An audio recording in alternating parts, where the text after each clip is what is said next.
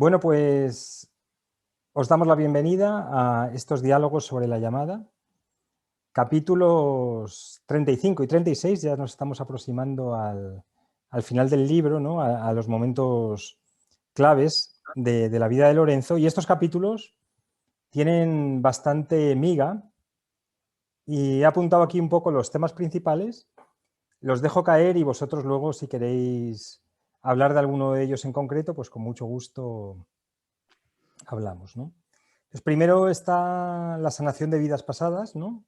Lorenzo empieza sanando las vidas pasadas, podemos hablar de ello, podemos hablar qué otros significados se pueden dar a las vidas pasadas, lo que otras personas en el ámbito espiritual comentan.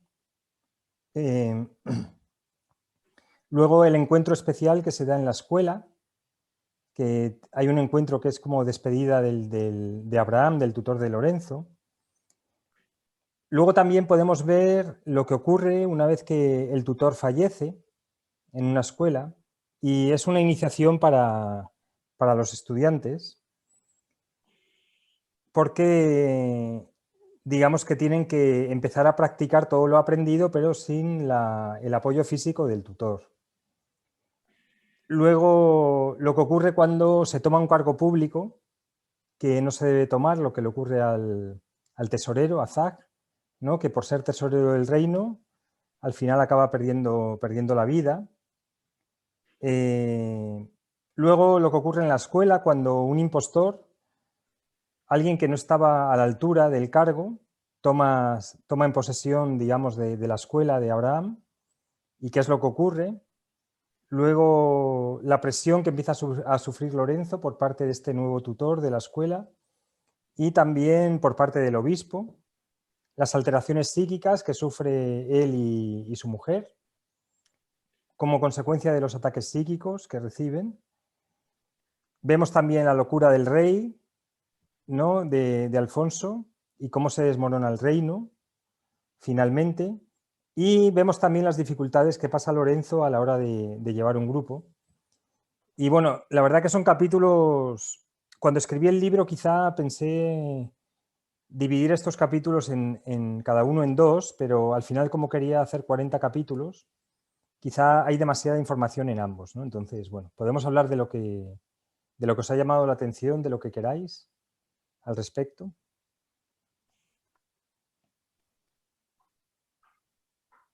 De lo que habéis aprendido, a lo mejor habéis aprendido algo en la lectura. ¿Yo? Ok, María. Sí, a mí me ha llamado la atención el tema de las vidas pasadas, que a veces se dice que las causas de ciertos eventos de esta vida tienen su origen en vidas pasadas. Y yo el tema de las vidas pasadas, la verdad que no me acaba de resonar, no lo tengo muy claro. Bueno, lo primero que hay que decir es que más de la mitad de la población cree en las vidas pasadas. Aparentemente hubo un congreso en la Iglesia Católica, en la cristiana católica, creo que es el Congreso de Nicea, donde se puso la doctrina de que las vidas pasadas no existían, que solamente existe una vida.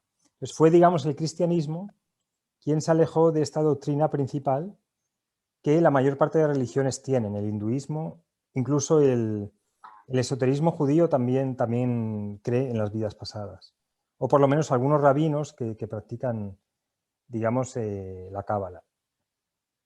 Entonces, la excepción es lo nuestro, lo general es lo otro, eso es lo primero que tenemos que entender. Lo segundo es que la concepción del tiempo no es lineal, ¿vale? Nosotros lo vemos como lineal, entonces vemos como vida pasada, vida futura y vida presente. Lo que están descubriendo algunos sanadores o personas que están muy introducidas en el mundo espiritual es que se están dando todas las vidas al mismo tiempo.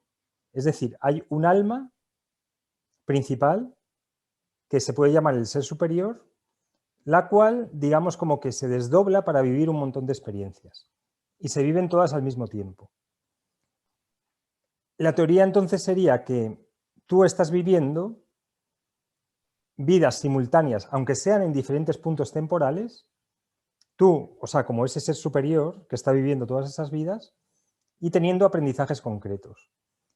Y además las estás viviendo muchas veces con otras personas que están viviendo las mismas vidas. Entonces, lo que ocurre en una vida afecta a las otras. Es decir, tu vida del siglo XIII se ve afectada por lo que hagas ahora. Es decir, no son vidas cerradas, sino que son vidas que están, digamos, evolucionando en función de un montón de posibilidades. Entonces hay como vidas paralelas y luego dentro de toda esa amalgama de vidas paralelas, cada decisión que tomes cambia al mismo tiempo todas las posibles vidas paralelas. O sea, un abanico impresionante de posibilidades. Lo que pasa es que solamente tenemos conciencia de una, que es la que, digamos, la que tienes conciencia ahora, en este momento, con tu cuerpo físico, y es donde comento en el libro que nos tenemos que centrar. También, ya independientemente de qué teoría creamos sobre las vidas pasadas o las vidas paralelas, o cuál va siendo, nos vamos aproximando a la verdad a medida que vamos descubriendo nuevas formas de interpretar el mundo, lo que sí que ocurre a veces es que hay algo que no está terminado con alguna persona, es decir, por la intensidad emocional que existe, las personas a veces no pueden ser capaces de perdonar, o por el daño que se ha hecho tan grande, las personas no son capaces de solucionarlo en esta vida, que es básicamente integrar. Entonces se queda pendiente para la siguiente vida. Y a veces ocurre que las personas que han hecho mucho daño en una dirección, que han sido, digamos, los torturadores, se convierten en víctimas para saber lo que se siente como víctima. ¿Vale? Entonces, la casuística es súper grande y también tenemos que pensar que muchas veces nos encontramos una persona y sentimos, esta persona la conozco, ¿no? ¿De dónde viene eso? O vas a un lugar y piensas, este lugar es muy familiar para mí, ¿no? O sientes que ya has vivido ahí. Y en cambio hay otros lugares que te repelen, ¿no? O miedos profundos que tenemos, de repente miedo al agua, miedo al fuego, ¿eso de dónde viene, no? Entonces tenemos que pensar, digamos, que más allá de nuestra vida física hay, digamos, como un alma que va guardando todas esas experiencias como emociones profundas. Y ahí están, digamos, guardadas. Así que muy extenso el tema, la verdad. Sí, sí, sí. Sí. Yo no me resuena mucho porque la verdad que no he tenido ninguna experiencia así de sentir que ya he estado en otro sitio, que conozco a alguien de... No he tenido una experiencia así clara. Y, y bueno, en alguna meditación de estas bueno, la que tú tienes, de que el alma viaja a vidas pasadas, la verdad que no me gusta la experiencia y no sé si es algo imaginación mía o no sé, no lo acabo de ver claro. Me imagino que para los que hemos sido educados en el cristianismo es un poco difícil eh, creer en vidas pasadas, Sí, a no ser que bueno, tengas como un flash grande o no sé, pero yo ese flash todavía no lo he tenido. sí. O sea, lo que ocurre es que si te produce mucho rechazo, es probable que a lo mejor tampoco quieras ver esa vida y entonces digamos como que te pones una barrera para no querer volver a vivir el sufrimiento que a lo mejor viviste. Porque imagínate que fuiste quemada por la Inquisición, ¿quién quiere revivir esos momentos, no? Entonces están ahí como diciendo, mira, yo prefiero no... Es un poco como abrir la caja de Pandora, ¿no? Entonces por eso, si tu psique no lo pide, es mejor no tocarlo, dejarlo ahí y ya está. Ujú. Lo Sí, único que, independientemente de lo que uno crea o no, digamos, la idea que quería transmitir es que hay cuestiones que nos ocurren más allá de esta vida que tienen una explicación como más grande. Y esta explicación puede ser las vidas pasadas. Pero hay cosas que no podemos explicar, injusticias que podemos ver, pero que si observamos a largo plazo, o observamos en muchas vidas, nos damos cuenta que no son injusticias, sino que son formas de aprendizaje que el alma se pone para aprender una lección concreta en esta vida que no ha aprendido a lo mejor en otras experiencias. ¿Vale? Desde una gama, desde una visión mucho más amplia. Pero obviamente no se fuerza a que nadie crea nada. No, Es la claro. experiencia, sí. Sí, Pues tiene sí. que ser bueno, que resuenes con eso o por alguna vivencia, por algo. Ujú. Sí. Si a ti no te Sí, resuena, no te preocupes porque no quiere decir ni que uno sea más espiritual por creer en vidas pasadas, ni que no. sí. Simplemente cada uno explica las cuestiones de una forma. Entonces, las vidas Ujú, pasadas es una interpretación de la realidad que puede ser válida, pero también puede ser no válida. ujú. Yo te cuento un poco lo que dice la mayor parte de tutores espirituales. ¿Okay? Magdalena.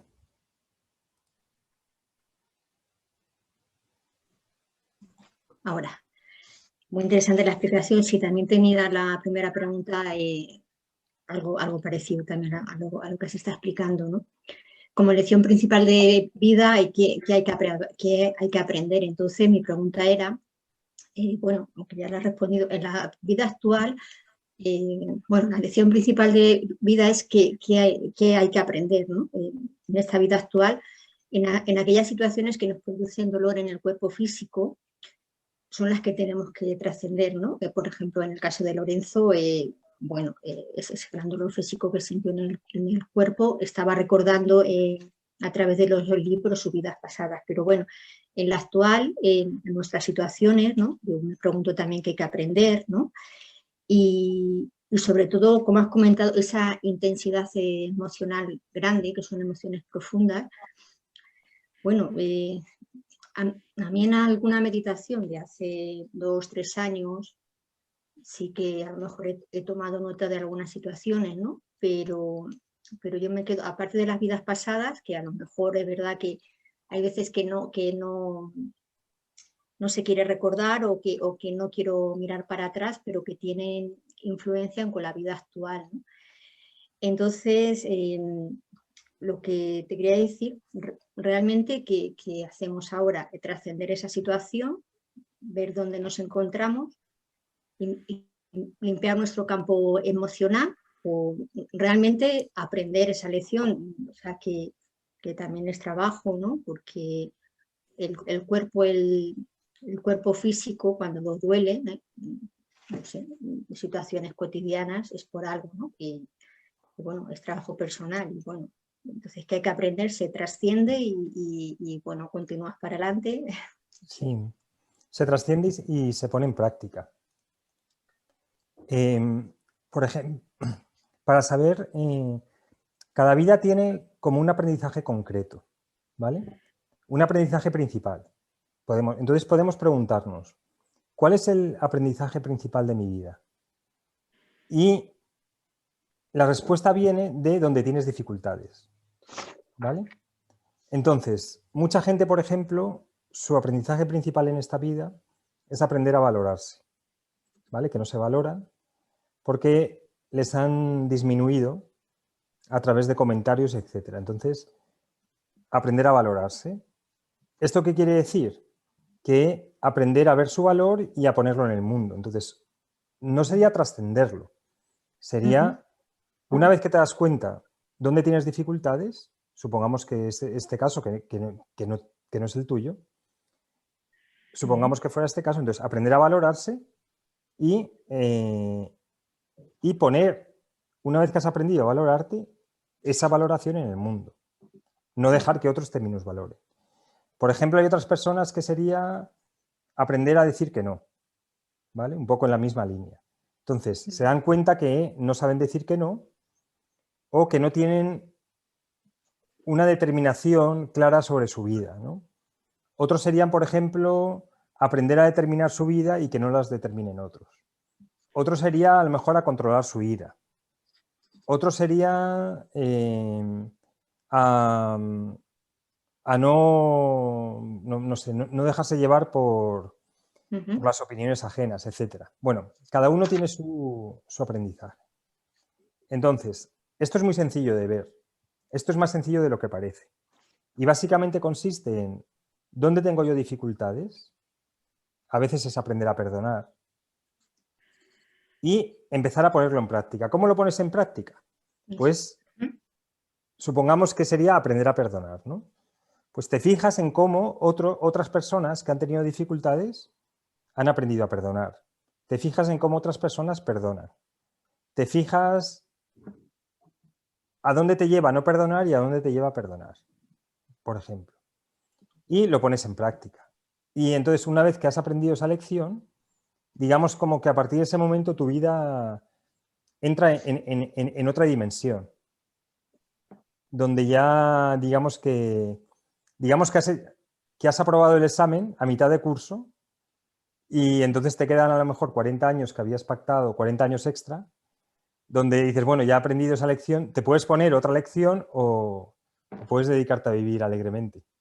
¿Y sería como un ciclo nuevo, digamos, o no tiene que ver con los ciclos? Sí, hay veces que las personas piensan que nacen 2 veces en esta vida. Y eso viene un poco por ahí. Que dicen, anda, ¿cómo ha cambiado mi vida? Hasta los 40 era una persona y luego a partir de los 40 es una persona. Eso quiere decir que han decidido aprender 2 lecciones vitales en una vida única. Pero ya te digo que hay que verlo caso por caso, porque esto es muy general. Entonces habría que ver en cada persona cuál es su lección principal, ¿no? Pero bueno, uno las puede saber relativamente fácil. También la astrología te puede ayudar a definirla, ¿no? Donde hay dificultades. De acuerdo, sí, sí. Gracias, muy interesante. Sí, entonces, bueno, como tarea, ¿no? Después de escuchar este vídeo, para los que estén escuchando, es ¿cuál es la lección principal que tengo que aprender en esta vida? Hay veces que preguntas a la gente, ¿qué has aprendido en esta vida? Te dicen, nada. Han pasado por la vida dormidos completamente. Algo has aprendido, ¿no? Tomaré nota. Gracias. Humberto. Gracias.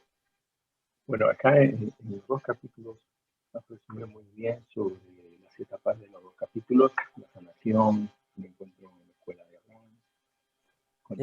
No sé si se oye bien, ¿lo oís bien? No. No se te oía bien, Humberto.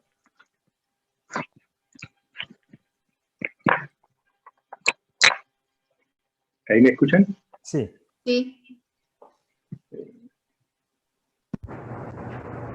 Bueno, a ver. Hola. Sí, sí. Sí.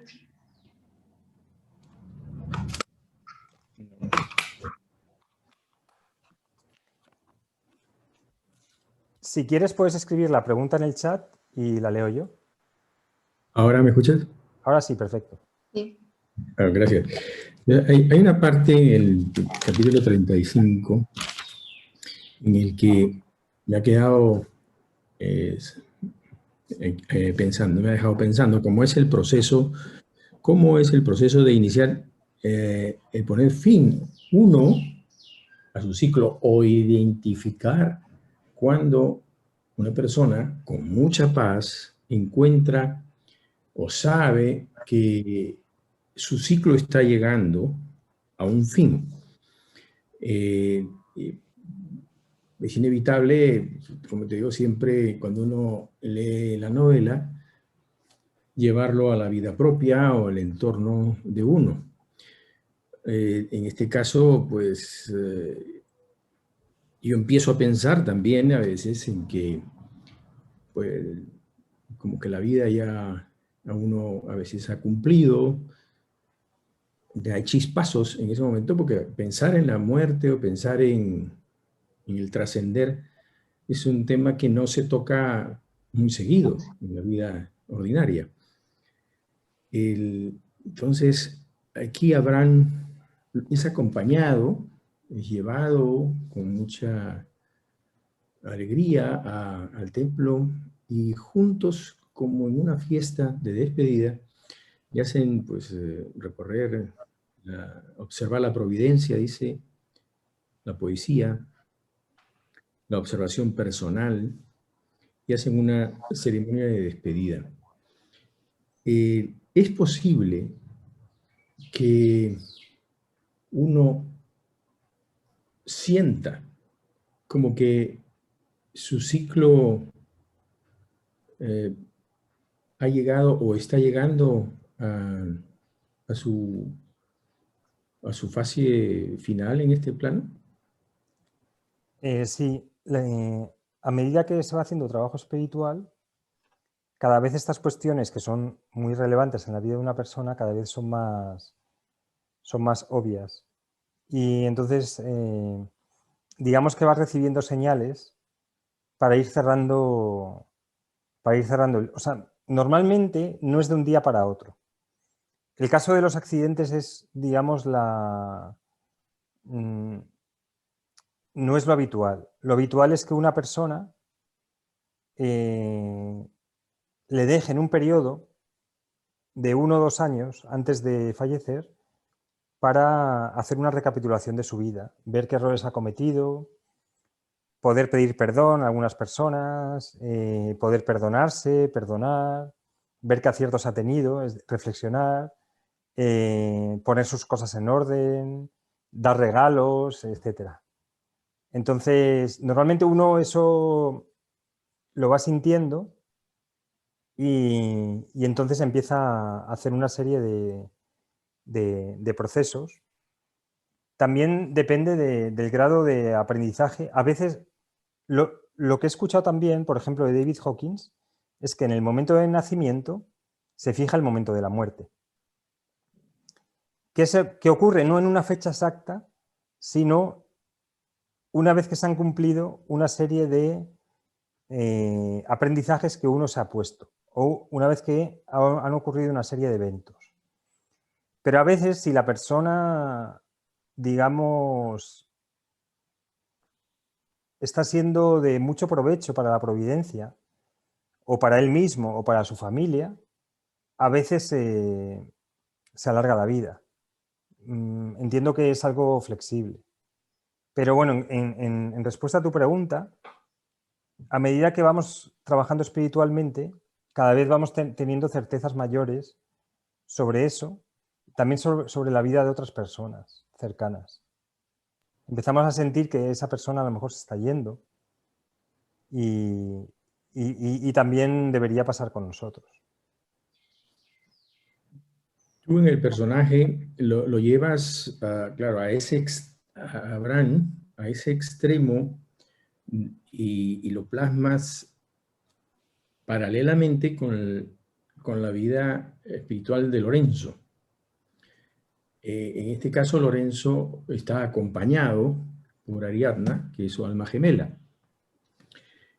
para llegar también a un momento en que él pueda sentir lo mismo que Abraham, o sea, como una especie también de escuela, de que así debe terminar su ciclo.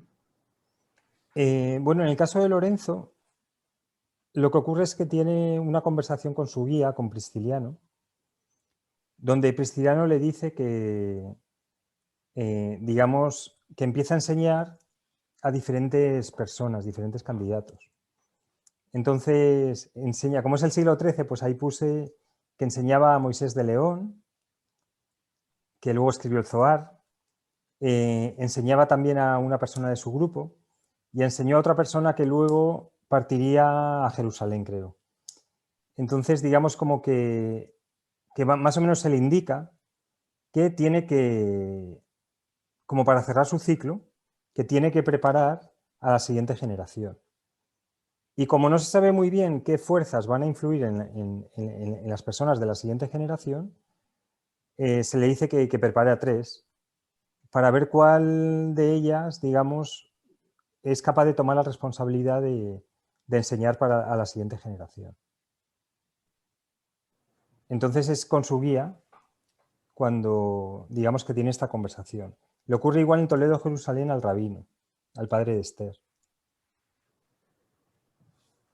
En la comparación que tiene Lorenzo con Abraham, Lorenzo que no llega a sanar algo, tiene un encuentro, dos enemigos, el obispo y Joseph, creo que es. Él no logra eliminar o sanar, sino que apresura su final. ¿O lo he entendido mal? No. Digamos que hay fuerzas que se llaman de la oposición, o fuerzas que no quieren que las personas sean libres para mantenerlas bajo su yugo. Entonces Lorenzo se enfrenta a ellas, pero no es que haya que sanar nada, sino que simplemente, o sea, las sana y se ve más o menos al final del libro, primero con la mirada de amor que lanza al obispo, cuando el obispo le pone el hierro candente. En la segunda ocasión le dice Lorenzo, ¿por qué te estás haciendo esto a ti? Y ahí el obispo ve la mirada de amor de Lorenzo, de amor incondicional, y ahí le está sanando, porque Lorenzo sabía que eran las fuerzas que estaban influyendo en el obispo las que querían, digamos, eliminarle, pero no lo consiguen, porque él trasciende luego a la muerte. Y en el caso de Joseph, también le perdona. Creo que puse un párrafo o dos donde es Joseph el que le da vergüenza acercarse a visitar a Lorenzo porque sabía que él había sido la mano que había llevado a todo su proceso. Lo que pasa que tanto Joseph como el obispo son parte del drama cósmico, del drama que vivimos, del juego de rol, que hacían ese papel sin darse cuenta. Una especie de Judas. Sí, exactamente. Y eso es aplicable, creo que, en la historia, en la humanidad. Sí, claro. O sea, en el caso de Jesús, por ejemplo, estaba el sumo sacerdote, el Sanedrín, ¿no? Estaba Judas. Entonces, al final es la misma historia, realmente, con diferentes escenarios. A lo grande y a lo pequeño. En nuestra vida igual. En nuestra vida tenemos a personas que nos tienen envidia, a lo mejor, cómo tratamos con ellas, pero realmente ellos no se dan cuenta que están haciendo un papel para que nosotros, digamos, tomemos conciencia de quiénes somos y quiénes son ellos realmente. Entonces, nuestros enemigos, en realidad solamente, entre comillas, enemigos, están jugando un papel con un objetivo espiritual, que es que veamos la luz divina en ellos y en nosotros, que trascendamos a la dualidad del bien y del mal. Cuando seamos capaces de mirar a nuestros enemigos más allá de sus acciones, pensamientos o sentimientos hacia nosotros, y miremos, digamos, su esencia divina detrás, nos hemos iluminado. Porque hemos trascendido la dualidad. Entonces, realmente están haciendo un papel para que nos iluminemos, por lo tanto tenemos que estar agradecidos. Porque si no fuera por ellos, no tendríamos dificultades, no desarrollaríamos nuestras capacidades y no iríamos hacia nuestro centro.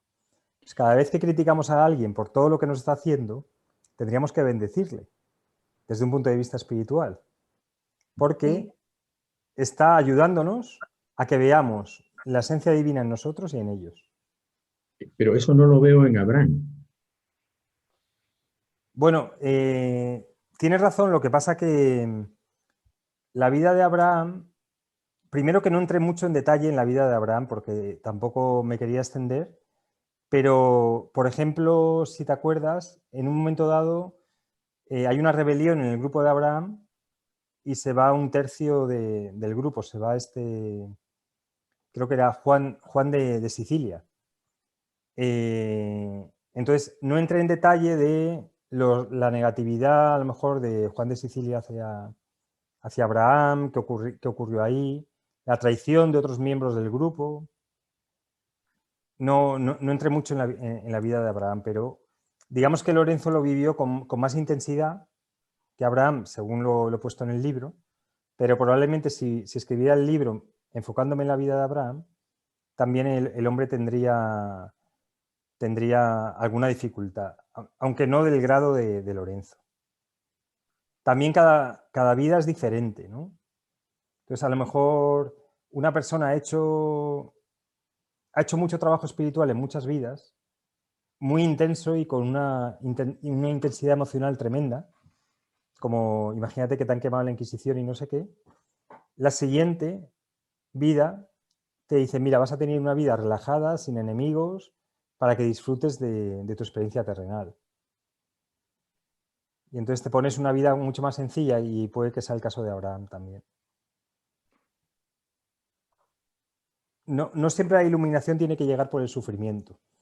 También, de hecho, el sufrimiento, digamos, es como el plan B. El plan A tendría que ser, anda, qué bonita es la vida.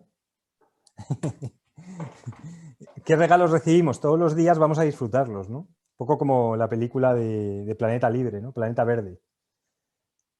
Vamos a disfrutarla. Entonces, hay gente que decide el amor y hay gente que decide el dolor.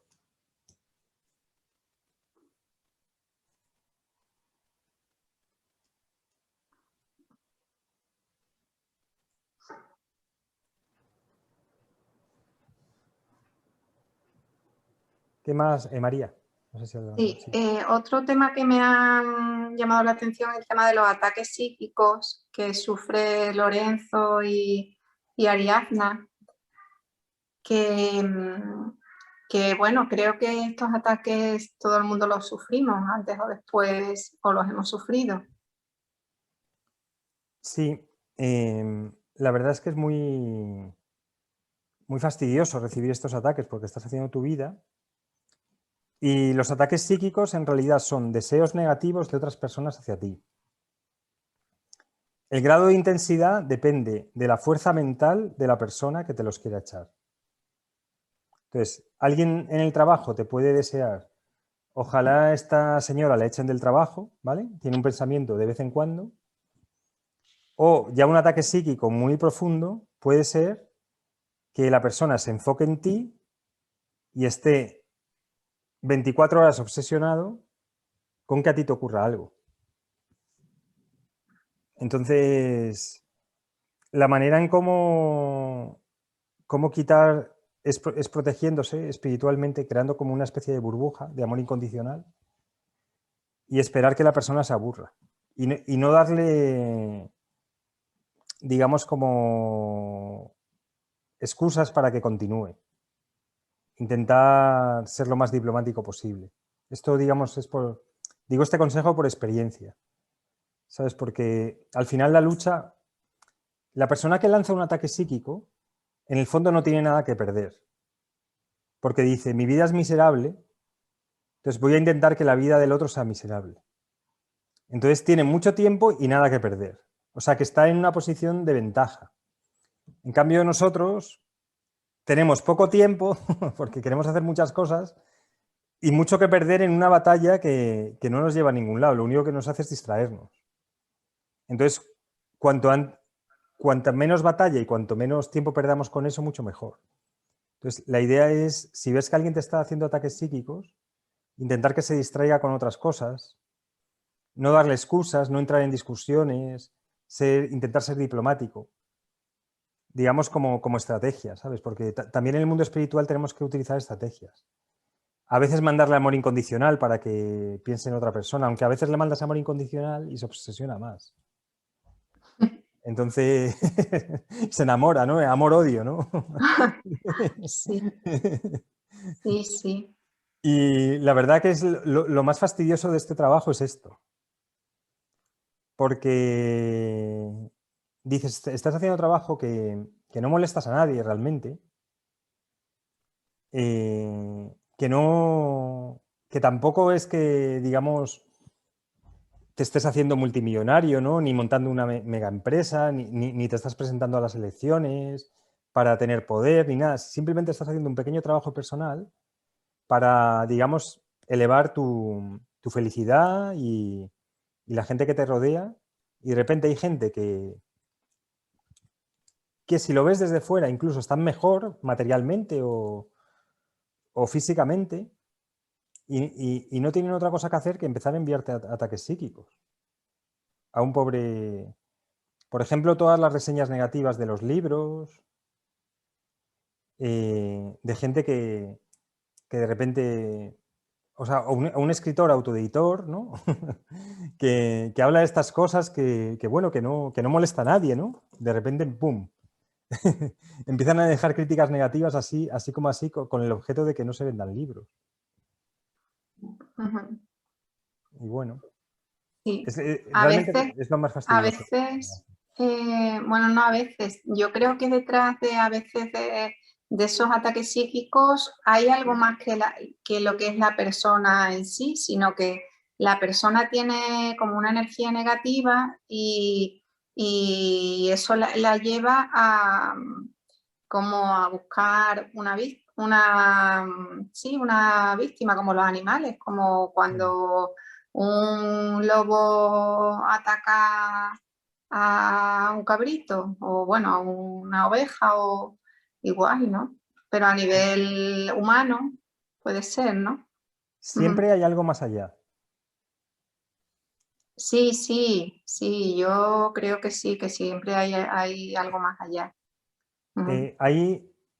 Así como hay, digamos, guías espirituales o seres de luz, hay, digamos, seres que están, digamos, que intentan que no evolucionemos, o sea, que no seamos libres, y empiezan a influir a través del miedo en otras personas. Estas personas se dejan influir y se convierten en, digamos, en verdugos.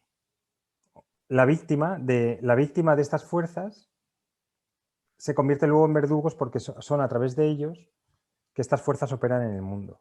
Sí, yo creo que sí, que las personas que actúan así es porque ellos mismos están como influidos por algo que nosotros no vemos. Sí, a veces de forma consciente y a veces de forma inconsciente. Mira, os pongo un par de ejemplos. Hubo una película que era El Exorcista, creo. Todos los que hicieron la peli esa acabaron fatal. Porque, digamos, como que invocaron a esas fuerzas y esas fuerzas, que son mucho más fuertes, las poseyeron. Luego, por ejemplo, estoy seguro que las personas, los locutores de los telediarios, de hablar tanto tiempo de negatividad y de malas noticias, están siendo realmente agentes de estas fuerzas. Entonces, en general no van a terminar muy bien, pienso yo. Te pasas todo el tiempo hablando de negatividad, ¿sabes? Entonces, esto sería inconsciente. Y luego hay personas que lo hacen conscientemente, ¿no? Que quieren ocupar ese rol. Pero eso es las menos, esas son las menos. Entonces, siempre hay fuerzas ahí que... Y entonces empiezan a distorsionar también tu manera de pensar y empiezas a creer que tienes la verdad, que lo verdadero es falso. En el fondo es una especie de locura, ¿no? Las personas son poseídas por una especie de fuerza de locura que básicamente quieren destruir al otro, lamentablemente. Sí. Bueno, también es parte del juego de la vida, ¿no? Que hemos elegido venir aquí, enfrentarnos a eso. Luego ya cuando acabemos aquí nos vamos al séptimo cielo a escuchar ahí el arpa y hasta que digamos, uy, qué aburridos aquí, nos bajamos otra vez. Sí. O ya trascendemos el séptimo cielo también. Sí. Y puede que a lo mejor estos ataques psíquicos los sufran más las personas que están un poco más desarrolladas espiritualmente. Sí, ¿no?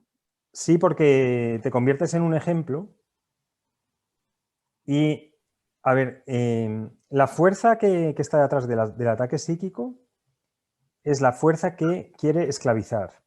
que no quiere liberar. Digamos como que habría dos bandos. Uno, de las personas que estamos buscando la liberación, o sea, ser libres y ayudar a otros a que sean libres. Y luego está el otro bando, que es que las personas que buscan que los demás sean esclavos y mantenerles atrapados en un control. Control a través del miedo, a través de la culpa, etcétera, de las emociones negativas. Entonces, la lucha es esa, ¿no? Entre los dos bandos. Entonces, cuando tú te colocas al frente de un grupo o te colocas al frente o empiezas a hacer trabajo en la vida pública o muchas personas empiezan a venir a ti, digamos como que salta la alarma ahí en el otro bando y dicen, preferimos atacar a uno que no estar atacando a 200. Entonces, con que atacamos a uno y le hagamos caer, ya cae el resto del grupo con ellos. Entonces, por eso a medida que vamos avanzando, los ataques, digamos, como que se centran más en nosotros. Pero llega un momento donde también se cansan. Entonces, si tú te mantienes firme y dices, bueno, vale, me están atacando, voy a intentar que esta negatividad que me viene a mí, no transmitirla al mundo. Entonces, haces un montón de trabajo físico, haces muchas meditaciones, intentas cuando estás recibiendo esos ataques, al final se notan, por ejemplo, en que estás enfadado, de repente te levantas y dices, ¿por qué estoy enfadado hoy, no? Entonces, a lo mejor, pues eso, durante la noche has percibido movidas, ¿no? Y dices, anda. O estás muy cansado, ¿no? Entonces lo que haces es, bueno, pues me voy a tomar un periodo de descanso, sé que esto no me corresponde, no tiene que ver conmigo, y entonces al cabo de un tiempo ya te dejan en paz. Y si tú más, porque al final dicen, bueno, esta persona, pues, ¿a cuántos puede influir? ¿A 200, a 500, a 1000? Pues bueno, entre miles y miles de millones que somos, al final luego ya te dejan en paz, ¿sabes? Así que hay esperanza, ¿no? Sí, sí. Por aquí se pasa, ¿no? Y es que es muy, muy fastidioso porque quieres hacer un trabajo y de repente te aparecen unos dolores en la espalda, yo qué sé, de todo, no puedes dormir, alteración psicológica, bueno, lo que comento en el libro, ¿no? A Lorenzo. Ataques. También hay otra lectura de eso que es un poco que se hace también para que uno se fortalezca y aprenda, digamos, como esas partes suyas que aún están sin trabajar, estos ataques las reflejan también un poco. Así que es también para trabajar. Pero vamos, que no os preocupéis porque al final con el amor incondicional de Dios se supera todo. O sea, yo he tenido un montón de miedo a estos ataques hasta que ya me atacaban y ya decidí dejar de tener miedo y realmente estoy bien. O sea, es el miedo de uno. Ellos lo que intentan es que tengas miedo, ¿sabes? Y de hecho he estado mucho tiempo con miedo a enseñar. Porque digo, no me merece la pena enseñar para estos ataques. Y cuando me he puesto a enseñar, resulta que los ataques se han ido. O sea, realmente lo que buscan es que tengas miedo. Pero claro, es un aprendizaje que no te das cuenta porque a veces los ataques son muy heavy. Pero no os preocupéis, el amor incondicional de Dios lo puede, y la fe lo puede todo. No hay nada no hay nada real que pueda ser atacado. Solamente puede ser atacada tu imagen, pero nada más. O sea, no. Magdalena. Sí, bueno, ya estaba respondiendo con esta última parte, pero bueno, solamente aquí tenía anotado las presiones internas y las presiones externas, que es esto último que estabas comentando. Pero sí que quería recalcar, por lo menos a nivel personal, esas presiones internas de la psique de Lorenzo, ¿no? que realmente es lo que nos está diciendo que tenemos que aprender, ¿no? Esos ataques ante esos ataques, ¿no? Entonces es lo que toma nota, y las presiones externas, pues sí me queda claro que son fuerzas cuyo objeto es evitar que las personas sean libres. Entonces en el mundo animal pues bueno, yo creo que se lidia pues con estas presiones internas y con estas presiones externas, ¿no? Pero sobre todo es fortalecernos, bueno, tú ya lo has dicho, fortalecernos nosotros, ¿no? Entonces, bueno, era eso, pero ya lo has comentado tú, o sea que... Pero O sea, bueno, que todo el mundo que siente miedo, por ejemplo, en el trabajo, está sometido a una presión externa, espiritual además, lo que pasa es que él no se da cuenta. O sea, el jefe en el trabajo, que le amenaza con despedirle, está siendo, digamos, poseído en ese momento por esa fuerza para meter miedo a sus empleados con el objeto que los empleados no desarrollen su potencial. O sea, que no hace falta estar haciendo trabajo espiritual para estar sometidos a esas fuerzas. Cada vez que sientes miedo o que una persona te hace sentir miedo, esa persona ya está ahí, te está haciendo realmente un ataque psíquico. No se tiene por qué estar concentrando en ti en concreto, sino que puede ser un ataque psíquico general. Vale. Sí, ahí tenía duda un poco con el tema de los ataques en diferentes situaciones y contextos, cómo aplicarlo a la vida actual, los ataques psíquicos en el caso por parte de Joseph y del obispo, que bueno, es otra referencia, pero aplicarlo quizás un poco a la situación actual, Sí. era lo que yo quería. Vale. Cuando un médico, por ejemplo, le dice a un paciente, te quedan 2 meses de vida, le está haciendo un ataque psíquico. Porque le está quitando la esperanza desde una posición de autoridad. En una cosa que él no tiene certeza de que eso vaya a ser así. No tiene certeza absoluta, con lo cual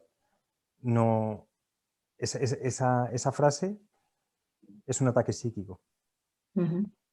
Pues sí, porque ha habido muchos casos que los médicos han dicho eso a los pacientes y han vivido muchos años. Exactamente. Claro, pero ese primer mensaje les ha dejado fatal, claro. Claro. O sea, mucha gente muere por el mensaje, porque dice, si lo dice el doctor, que es la figura de autoridad, tendrá la razón, sabrá más que yo. Sí. Entonces estamos llenos de... Por ejemplo, la publicidad o las compañías de seguro están lanzando ataques psíquicos. Porque primero te hablan del incendio, del miedo, te meten el miedo que se va a incendiar tu casa, luego te venden la póliza. Ahí te están mandando un ataque psíquico. ¿Sabes? Para que veáis un poco que todos, en realidad todos estamos haciendo trabajo espiritual y todos estamos sometidos a ataques constantemente. Sí. También es un ataque psíquico una promesa que no se va a cumplir. Por ejemplo, cuando te venden un perfume al lado de un Ferrari y una modelo. Sí, el mensaje que llega es subliminar claro, sí, al final hay muchas personas que claro, les va a afectar, ¿no? Seguramente dirán. Claro, o sea, todo el campo de a publicidad... unas más que otras seguramente, pero bueno. Exacto, todo el campo de publicidad y de mucho de la política, de la medicina, eso, está lleno de ataques psíquicos. Sí. Entonces, nos tenemos que proteger contra eso y decir, vale, esto es lo que dicen ellos, pero ¿qué es lo que digo yo? ¿Cuál es la verdad? Digamos, voy a colocarme en mi ser y voy a ver si lo que dice esta persona es una opinión o tiene algo de cierto. Claro. Me voy a comprar el perfume a ver si me compro a ver si me viene el Ferrari. Claro, no, me compré perfume porque me gusta y ya está, pues venga, Claro. me apetece y nada más y ya está. Exactamente. Claro. Sí, pero son presiones, sí es cierto, son fuerzas, sí, interesantes, sí, realmente. Sí. Trabajo personal, sí. Pues bueno, ya llevamos 50 minutos, no sé si podemos hacer una más o ya si queréis lo dejamos aquí de grabar.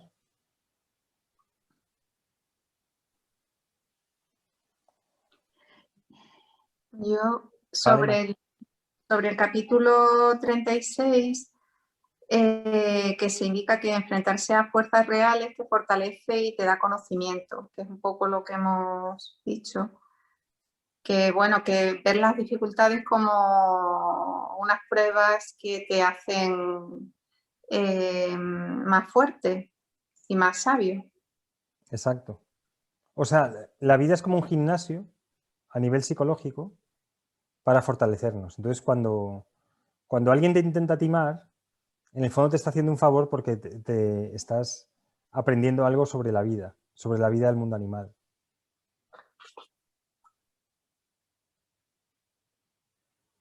Te estás haciendo más sabio. Entonces, ya la siguiente vez que veas venir ese tipo de energía, ya sabes cómo tratar con ellas. Así que nada. Bueno, pues genial estos diálogos. Y nada, espero que os gusten. Si tenéis comentarios, dejarlos justo debajo del vídeo que iremos poniendo en YouTube. Muchísimas gracias. Muchas gracias, Gonzalo.